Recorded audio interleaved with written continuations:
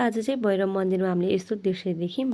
Hi guys and welcome, it's me Parmila. आज चाहिँ हामी छोरी भएर सल्यान शान्तिनगरदेखि राम्री भैरव मन्दिर जाँदै थियौँ। अनि हामी थोरै अगाडि हिँडेर लान्ती आइपुग्यौँ। लान्तीदेखि चाहिँ थोरै चाहिँ अगाडि शङ्खमुल छ। शङ्खमुलको भिडियो बनाउनु चाहिँ मैले बिर्सेँ। अनि त्यसपछि आइपुग्यौँ हामी लाम। यहाँसम्म चाहिँ बाटो एकदम राम्रो छ के। अनि टुनिबोटदेखि थोरै अगाडि एउटा खोला छ कि, यस्तो दामी खोला छ यो, पानीहरू एकदम रहर लाग्छ कि।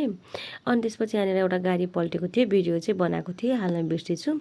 गाडी बिस्तारै चलाइदिनु होला, बाटो यस्तो छ नि त बर्खामा। अनि घर फ्यामिली सबैले वेट गरिरहेको हुन्छ हजुरलाई, धेरै नआत्तिनु होला।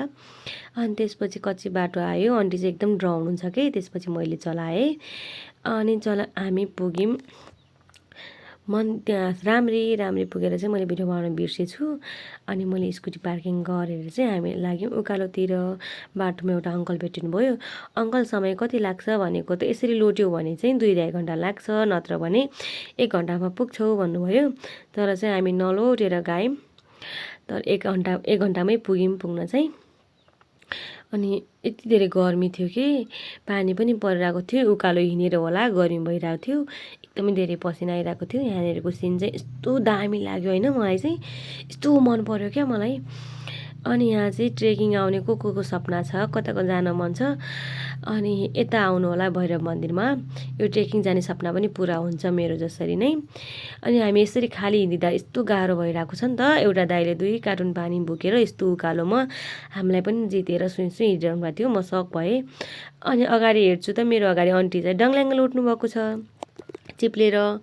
यहाँ आउँदा चाहिँ चप्पल सजिलो खालको लाउनु होला, छाता रेनकोटहरू ल्याएर आउनु होला, नत्र भने हाम्रो जस्तै हुन्छ, पानीले भिजेर बिजोग बनाउँछ। अनि यस्तो पसिना आइरहेको छ। अनि यहाँ भैरव मन्दिरदेखि थोरै तल पूजा गर्नुपर्छ पहिले, त्यसपछि चाहिँ माथि जानुपर्छ अरे।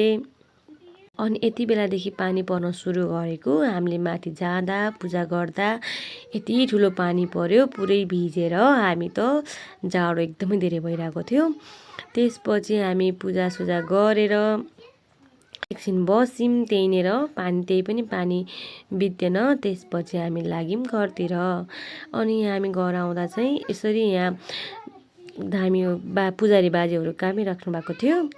अनि हामी कपुरकोट आएर ठुलो मम्मी घर बसेर कपडा चेन्ज गरेर फेरि शान्तिनगर फर्क्यौँ दिदीहरूको कपडा लाएर। आज चाहिँ यस्तो थियो हाम्रो दिन। बाई बाई गाइज, यति नै हो।